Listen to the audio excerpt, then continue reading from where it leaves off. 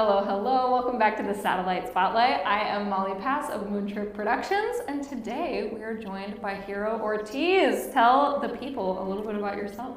Yes, hello. Well, I am originally from Japan. I came to United States when I was 18 years old in 1987. So now you can calculate my age. age. Do some math. Yes, at home. if you would like. It's because I came here at such a young age, I feel like I am Japanese, but I'm not. And I have been living in the States much longer than the time I spent in Japan, and I do have US citizenship, but I'm not American either because of the gap culturally in both sides. I know the Japanese culture, especially pop culture, up until 1987, and it stopped right there. And then you kind of switched over. Switch over to US, but then at the beginning of my journey here, I could not speak English, I couldn't understand English. I mean, I could read and write, but that doesn't really, help to understand. And the day-to-day. Yeah, exactly what's happening. So I had a little bit of a gap, but then once I started understanding the culture in this country, maybe that was in early 90s. When people talk about, for example, TV shows in 70s here in the States, I have no reference. I'm like, I don't know. I don't know what you're talking about. Even some of the things like a Woodstock thing. Yeah. I'm like, I don't know because I was doing something in Japan. I was probably playing baseball. That's what I love to do. So, yeah. So.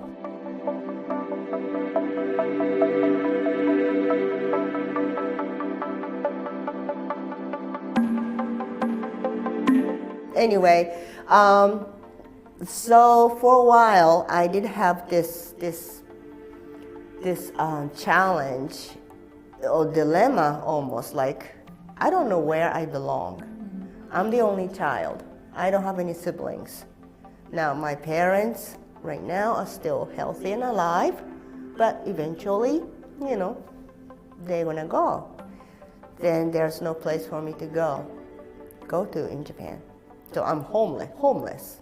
Have you been able to visit Japan since moving here? Yeah. What is sort of the regularity like? Can you talk about that experience maybe of being back but feeling disconnected in those visits? Yeah, well, luckily my parents moved around, but then they went back to the city, or actually not exact place, but very close proximity to where I grew up.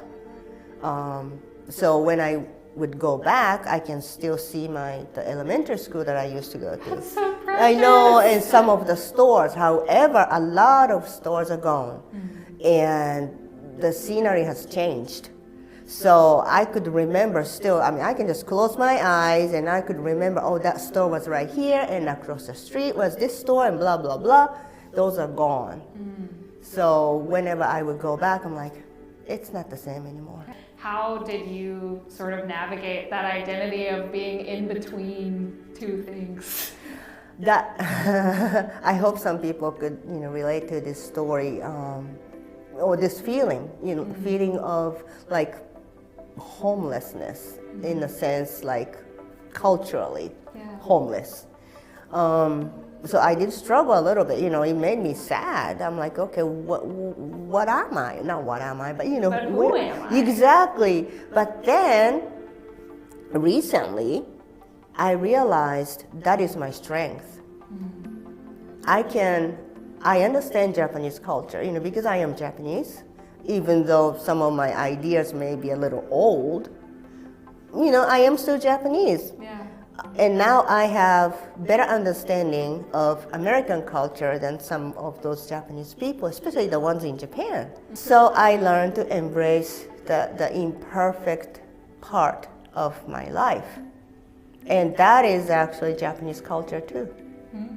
It's called wabi-sabi. Embrace something that's not perfect and just see the beauty of it. Yeah. So, that's when I realized, that is my strength. That freed me up to open me. It did open me up to to just jump in to learn different cultures. I don't need to know everything about one culture, because I'm not doing any research work or anything. I'm not going to get a doctor's degree on Japanese culture. No, I just want to learn as much as I can so I can understand people, society, community, different societies, different communities, different people. And that is in alignment with my gender identity. Can you tell us a little bit about that? Sure. I know you personally, and so you bring up this idea of being sort of not either but both. And I think that's kind of where we're headed here. Yes, like fluidity. And exactly. Sort of this idea of, what does it look like to maybe not subscribe to a traditional model? And so whether that be in the sense of gender and our concepts of gender, which are so different but weirdly similar in a lot of ways with Japanese culture and American culture. But I guess, tell us about, well, first of all, what communities you belong to, if you're comfortable, and just how you discovered that about yourself. Sure. So I identify myself as non-binary, and I did not have any aha moment. I guess that's the way I was even when I was little. First of all, I wanted to be a professional baseball player. Which was probably not a thing for Japanese girls. Not really, no. But there was one, actually, I don't know how, but my mom found a coach who had all-girl baseball team in my town. And I'm like, wow. So I was able to play for that team. And of course, we played against all-boy teams, so, we didn't really do a good job. But as a player, I had so many home runs, and I was a pitcher, so, You found your groove. Exactly. Kind of. So if you know baseball, right now in Los Angeles Dodgers, there's this great Japanese baseball player. His name is Shohei Ohtani. He's also a pitcher, and he had a surgery on his elbow, so he's not pitching this season. But he's I guess still continuing to renew all the records of number of home runs and all that. The hitting statistics and everything. But anyway, so I was like him when I was 10, 9, 10, 11. And we would go to see some of my friends, we would go to see the baseball game, and we would have the baseball cap and, jeans, no skirts, none of those. We're not girly, we are more like a boy. Did you feel like that baseball team was a safe space to kind of figure that out and to kind of be, a girl that wore pants and, be like sort of unique in that experience? Or did you feel like gender didn't even really matter in that context? It didn't matter. Mm-hmm. It did not matter. And of course, back then, well, even now in Japan, it's a little different from here. The LGBTQ community didn't really exist. Mm-hmm. We did have some famous singers who would dress up like a female, not the other way as much, if I remember. And then there are some gay comedians in Japan, even back then, but those are male. Yeah. So, but that's about it. And we didn't really talk about those things, gender things. But I didn't think of anything. I don't know why or how my parents raised me that way, but I didn't care. Even back then, I didn't care what other people would say about me, Mm-hmm. So I just wanted to have fun. Yeah, and I love that, that experience is kind of true both for like your cultural national identity and your gender being so fluid, and that being something that you grew to love instead of something that you wanted to change about yourself. So I guess what advice would you have for somebody who is trying to step into just that self-confidence and just maybe approaching knowing themselves like Yeah. this? Because it's an ongoing thing. You know, we're all kind of ever evolving and trying to figure out who we are. But are there any practices or any advice that you have for somebody maybe navigating this journey of, I want to love myself Yeah. that way, I want to understand myself and have that appreciation for who I am? Mm-hmm. Actually, that's something that I've been working on. And I believe the best thing, now I am not qualified to give any medical advice, or even, I'm not therapist. We have a different therapist. on a Okay, different good. week. Good. So We're like, the people have a therapist. yes, yes. But with my lived experiences, personally and also professionally, what I have found out, one of the recommended things for those people to do is to find a community. Mm-hmm. And I know it's not that easy. So now I feel like it is my responsibility to either create the community or elevate, empower the existing community so they are more visible to those who need a safe place where they can get the support but also empower each other. So I want to use my personal lived experience and professional experiences that I have had to help other people to navigate. Speaking to like creating these communities or joining them, are there organizations that you're currently a part of that you want to highlight that are Sure. doing good work? Yes, actually, I want to talk about 3 organizations. So, one of the organizations that I work with, it is called Out of Hand Theater.